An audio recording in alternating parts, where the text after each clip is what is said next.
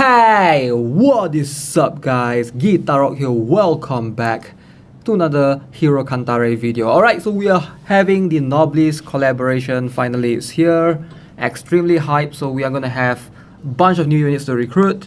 They are rated up for pickup heroes, obviously for the Noblesse. You do get a special selector that you can select which SS you want. Okay, we're gonna talk about that later. So Unleash, Rizel and Raskrea exclusive relic. Alright, there's two exclusive relics apparently for those two of them. If you get that, would be cool. So there's a Rizel hero level up mission. We're gonna talk about that later. And of course we do have, if I'm not mistaken, there's a trial tower as well. Yes, trial tower for Noblesse updated. Now I'm more concerned about this because I'm not sure if this will stay or will it like be removed once the collaboration is over. And the special Noblesse cube to get guaranteed one of the Noblesse heroes. Okay, so let's talk about this first. So first day and second day is already there, so make sure you guys collect the special cube, get the 1 million gold. I'm glad they give advancement materials on day 4, man. Like that thing, you can't have enough of those. Okay, if you look at the hero level up mission, achieve level 40 with Rizel, level 60 with Rizel, 3 stars with Rizel, 4 stars with Rizel, 5 stars with Rizel, S grid with Rizel, and SS grid with Rizel.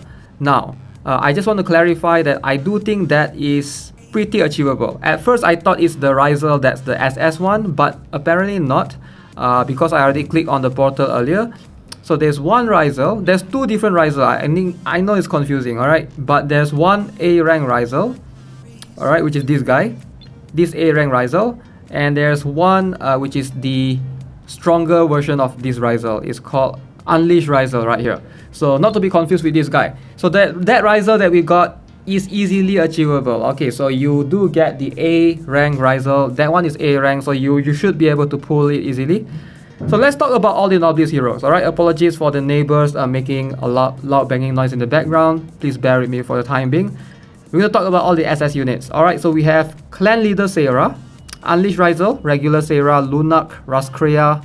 So 5 different Noblesse SS units. And for the S type, we have 4 different types. M21, Frankenstein, Rosaria, and Musaka. So let's talk about the regular ones first. I mean the SS type first. So let's start with Raskrea. Okay, so first things first, she's a light type. Okay, so that's already almost a red flag for me because Chaos Shards. But let's have a look at her skills. So attacks the opponent with the highest attack by 130%. If the opponent has DOT debuff, extends it for 1 turn. So she needs DOT pairing units to work well. Okay, makes sense. Attacks the opponent with the highest attack with 205. If the opponent is debuffed, inflicts 50% additional damage, recovers HP as the same amount. Inflicts 2 bleedings to the opponent by 30% of attack with 90% chance. Okay, so she's more of a bleed DOT kind of unit. Third skill, attacks all opponents. Why is the modifier so low compared to the second skill? Okay. Because it hits all opponents, the second skill only hits 1, I think. Even though it say attacks the opponent. Yeah, only attacks 1. 5 bleedings. Okay, that's a lot of bleedings. The damage is boosted by 50% according to the decrease of number of opponents. Okay, 10% attack, 15% HP, 10% debuff accuracy. If the opponent is bleeding, applies accumulated stats, a boost of 10% attack. Creates shields with 10% of HP for 2 turns and recovers all allies' HP by 50% of the hero's attack 1 time per chain. So 1 time for chain 1, chain 2 and chain 3. Okay, so her attack is about 20,000, slightly on the higher side. Speed is slightly on the lower side, I think. HP is pretty good as well. Wait, her attack is actually quite low for... Yeah, her attack is actually quite low, 20,000. Most heroes have about 22 to 23,000. Hers is a little bit on the lower side. I don't think I like her skills that much. It relies on DOT. Of course, if you have certain units like Hilda or Elaine, maybe it's gonna work well. But let's have a look at Lunark. What is Lunark all about? Another waifu, darkness type. Okay, so shade attack, attacks one opponent with 110% attack, creates shields with 25% HP for 2 turns. Oh, she's a defender? Yeah. Okay, her attack is low. Her defense is pretty high, 1070. Low speed though. HP is not impressively high. I mean, it's about moderate. Alright. Okay, 25% shield. I guess that could see some uses. Second skill, Fatal Slice, attacks each one opponent in the front row and the back row with 120% attack, taunts them with 60%. Ah, come on. Really? 60%? That's very low, man. 60% chance to taunt is not something that I would rely upon. I would prefer something that... Okay, if you want to put a probability, it has to be 75% for me. 60% is too low, just to taunt. And second skill is usually the skill that you use the most, and it looks like it's not a good skill at all. It's only... Yeah, it only like taunts one opponent in each row, right? So third skill attacks the opponent with the highest HP with 265% attack and inflicts additional damage by 60% of lost HP. Okay, so the more HP she lost, the more additional damage she will be able to do. So she does have 15% HP boost, 10% defense boost, 15% debuff accuracy boost. So accumulated boost of 20% defense when received damage up to 5 times. Decreases 30% of the received damage when hit by crit rate. Alright, she's a pretty okay, alright unit. I wouldn't say she's bad, but it's just that we have Kaiser just before this. And in my opinion, based on the skills I've seen so far, I think Kaiser is going to be the better tank if you're looking for a tank specifically. Like, her role is definitely for tanking, you can clearly tell. It's just that her taunt has very low probability. Okay, let's have a look at the regular Sera. Alright, there's two different Sera, so let's not be confused right here. Oh, I like this. Attacks one opponent with 140% attack. Boosts crit hit rate by 30%. Okay. Attacks the opponent with the highest maximum HP with 210% attack. Inflicts 2 bleedings with 30% attack for 2 turns. If target is already bleeding, generates 30% additional damage. So that's what her second skill does. Third skill, attacks all opponents with 135% attack and decrease their attack by 30% for 2 turns. So she does a bit of attack reduction to the enemy. Adds 2 more bleeding if the target is already bleeding. Okay, by default, if you use third skill first, if the enemy is not bleeding, you will not inflict anything. So she needs to pair well with DOT units that can bleed. 20% attack, 10% HP, and 15% crit hit rate boost. Why HP on her though? Would prefer that to be crit damage or something. Okay, let's have a look at her one more passive. If a crit hit rate occurs, inflicts a bleeding to the opponent by 30% of attack for 2 turns. If the target is bleeding, the attack is applied as an absolute attack. Alright, absolute attack ignores damage deflection and defense by 30%. Becomes immune to damage for 1 time when HP falls below 50%. She does have very low defense, very low HP, like compared to all the others we have seen. 600 defense and 103k HP, and her speed is actually quite low as well. She does have decent attack, about moderate, 22,000. So yeah, I'm not sure I like this passive because immune to damage for 1 time when HP falls below 50%, right? So what if she's exactly at 51%, for example, and she can just get one-shotted based on what I see in those stats, right? She's not exactly that tanky, so this passive might not even trigger at all. I don't know. I don't really like it that much. The situational, it's super situational. I can see this being strong in certain occasion, but it's not something that's versatile enough to be used everywhere. Okay, let's have a look at the last EX skill right here. The Sky of Death. Attacks one opponent with the highest maximum HP by 180% attack and randomly inflicts up to 4 bleedings on all opponents. Immunity to damage is activated for 1 time. Oh, she is immune to damage for 1 time. Okay, that can help a little bit. But if you trigger this, then you cannot trigger the passive skill that she needs to fall below 50%. So that sort of contradicts with each other in a way. She's a nature type. Alright, interesting. Okay, so let's have a look at the other Sera, the clan leader Sera. Maybe this is a better one. Okay, wait. 23,000 attack. This one has higher attack. Okay, 628. This one has 1 more defense, pork. 6 to 8. This is like 6 to 9. So this one has 118,000 HP, 5 to 4 speed. Yo, this Sera, the clan leader Sera, just straight up has better stats already, overall. Like, what? Is there any reason to pick the other Sera? Alright, let's have a look at the skills. Death Sky Slasher. Attacks 2 opponents by 120% attack. Boosts the hero's attack by 30%. Oh, it's only 30%. Whoa, boost the hero's attack by 30%.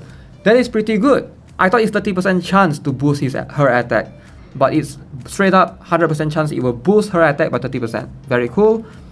So Death Sky Annihilation attacks all opponents by 150% attack, inflicts 30% additional damage to the opponent with the highest attack, and the opponent with the highest HP curses them, 80% chance, that's what I'm talking about.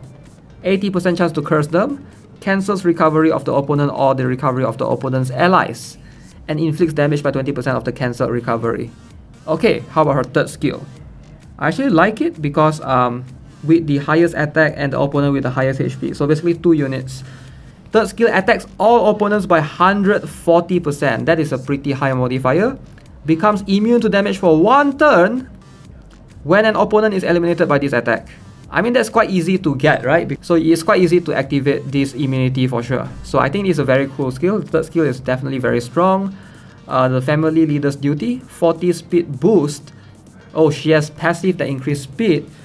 15% attack boost, 10% HP boost, 10% damage deflect. Okay, that's a lot of passive, man. Usually, most units only get 3 different stats passive. She gets 4. She gets the 40 speed boost as an additional extra. I like it, man. And she's an ice type. She might be the one that I'm gonna go for. She looks really strong as well, based on the skills. Reaper slash of 500% attack is activated to the opponent with the highest attack with 30% probability when using the chain 3 skill, okay? Avoids elimination for 1 time with 1% HP remaining and becomes immune to damage for 1 time. Okay, that's a pretty broken skill. 500% attack is a lot, like, not gonna lie. Even though it's a 30% chance of activation, but holy moly, it can be very good on like bosses or certain stages as well. Like, I actually like this one a lot more. She's a pure damage dealer. If you guys already got Crusade Mirayo, maybe she's not entirely needed, but she looks to be really, really strong. Okay, so let's have a look at Unleash Rizel. The last one. What is this guy all about? So attacks 2 opponents. Okay, let's have a look at stats first. 19,000 attack, okay, not that high. 892 defense, 138,000 HP. Okay, the HP is, I guess, slightly on the higher side. First skill is attacks 2 opponents with 120% attack. Consumes 10% of remaining HP to inflict additional damage equal to 150% of the consumed HP. Okay, that is pretty interesting. That is legit pretty interesting. Because you have this skill that relies on 10% of your HP to deal more damage as additional damage, right? So attacks all opponents with 105% attack, makes them unrecoverable with 90% chance of 2 turns, consumes 10% of remaining HP to inflict additional damage equal to 200%. Okay, so he's all about having high HP, it looks like, because the more HP he has, the more he's able to convert into more damage. Attacks all opponents with 120% attack and consumes 15% of remaining HP to inflict additional damage. Same concept. Makes all the allies' next attacks to be absolute attack, which ignores 40% of damage deflection and 40% of debuff resist. Okay, the third skill is pretty OP. Black Hole. Wow. So his passive does increase his HP as well. 25%, that's a lot. 10% defense and 15% damage deflection. So I'm guessing the set effect that he should go for is the Vital set, because he's all about HP, right? The more HP he has, the more he's able to deal. Second passive. Becomes invincible for 1 turn when HP falls below 25%. Okay, that's a bit risky though. Your HP has to fall below 25%, but since he does consume his HP quite often, that's not that hard to achieve. All opponents are inflicted with damage of Unleash Rizel's 10% of maximum HP and their speed decreases by 100 for 2 turns. Whoa, that is a broken passive skill. Speed decreased by 100? But it's like 100% chance, is it? Okay, it looks like he will be able to unleash those things once he reached 25% below HP, based on my understanding. That is pretty broken because there's no like 50% chance for it to occur or something. It's like straight up, it will definitely occur once he goes down 25% HP, which is pretty crazy. Okay, so consumes 10% of maximum HP to attack the opponent with the highest HP with 150% of the consumed HP and boosts all other allies' attack by 50% of the consumed HP. So like I mentioned, he's all about the HP, man. So I can see why he's strong now. I can see Unleash Rizel and Clan Leader Sera. I feel like these 2 units probably shine more than the others because they don't seem to rely on things like bleeding or DOT. She relies a little bit on bleeding, same goes for Raskrea as well. Lunak doesn't rely on anything, but again, I feel like she got outshined by Kaiser, which was released recently. You know, if she was released earlier, maybe she's a decent tank, but I don't like the 60% chance to taunt. Like, that's too little for me. Alright, so I still can't decide which one I want to go for between Unleashed Rizel and Clan Leader Sera, but these two are definitely solid options. Most likely I'm going to go for Rizel because Clan Leader Sera feels extremely similar to Crusade Mirayo, which I already have, right? But then again, Clan Leader Sera is an Ice type. It's going to be much easier to build because I don't have much Chaos Shards, you know, the Chaos Shard problem, right? Okay, let's have a look at the S type. Which one is better? We'll just have a quick glance at them. S type are going to be easier to obtain. Let's have a look at Muzaka. Okay, 14,000 attack, 720 defense, pretty high HP right there, alright. Almost as high as the Unleashed Rizel's one. Low speed though. So counter attack, attacks 2 opponents in the back row, recovers HP by 15%. Of the given damage, counter attacks the next incoming damage. I like it. Okay, Pierce attacks all opponents with 130%. Damage is boosted up to 80% according to the decrease in the number of opponents. Okay, third skill is Roar. Attacks the opponent with the highest HP with 200% attack, inflicts additional damage by 35% of maximum HP, and thwarts the opponent for 1 time. What does thwart means? Is it taunt? What? Okay, 10% attack boost, 15% HP boost. If any debuff is applied to the hero at the end of the turn, it removes 1 debuff. Immune to damage for 1 time. Just 1 time? Recovers all allies' HP by 10%. Okay. His skill is pretty balanced, it's not that broken for just a standard S type it seems like. How about Rosaria? Okay, standard stats it looks like. Attacks 1 opponent with 130% attack, boost 30% attack of the ally with the highest attack for 2 turns. I like the first skill. It boosts your highest attack ally. Makes sense. So support in very good support character right there. Attacks all opponents with 110% attack. If the opponent has buff effect, inflicts 20% crit hit damage decrease. So third skill attacks all opponents 120%, inflicts 40% additional damage to the opponent with the highest attack and silences the opponent for 2 turns. That silence can be quite useful. Yeah, that silence can be something that you can actually apply in some stages of PvE. 10% attack boost, HP, crit rate. Oh, Resurrect? She has Resurrection, okay, besides Kun. Resurrects 1 ally with 50% HP and invincibility for 1 turn when the hero is eliminated. Cannot resurrect the hero herself. Oh, so she needs to die to resurrect an ally. Okay, she's quite different then, but still can be used. I can see that that's kind of useful occasionally. Okay, Frankenstein. He has the lowest HP of all the S-type so far at 98,000, quite squishy. So attacks 1 opponent in the back row, contaminates the opponent that boosts debuff, okay. Attacks the opponent with the highest maximum HP. Wait, okay. Inflicts 1 poison with 30% attack for 2 turns. Status stuns the opponent for 1 turn if the opponent is poisoned. Yo, this guy is good for World Boss because he can stun and he can deal poison. Like, that's gonna be so broken in World Boss. Yeah, I might build him for the not World Boss, the Advent Boss, right? Attacks all opponents with 135% attack and decrease their attack by 30%. Okay, let's see. Boost. So far, the passive doesn't look that broken. Boost attack 10% whenever the hero receives damage. Inflicts poison to the opponent by 30% attack for 2 turns when a crit hit occurs. That stun is very good. Who else can poison? Like, you can pair another unit that can poison and he can like stun lock the boss, I think. You can actually use it for that particular reason. That could be quite broken actually. Maybe once I recruit him we can try that. M21 attacks 1 opponent in the back row, inflicts bleeding, okay. Attacks opponent in the back row, inflicts additional damage. Attacks all opponents, the damage is boosted up to 100% according to the decrease in the number of opponents. This guy seems pretty generic, like nothing special but not too bad either. Okay, so either way, I think, like I mentioned, SS wise, I'm gonna go for either Unleashed Rizel or Clan Leader Sera. I'm a free to play, so I have to think carefully before I make my decision. So if you guys are already decided, go ahead, and I think these are the 2 ones that most players should go for, alright, between these 2 for SS type.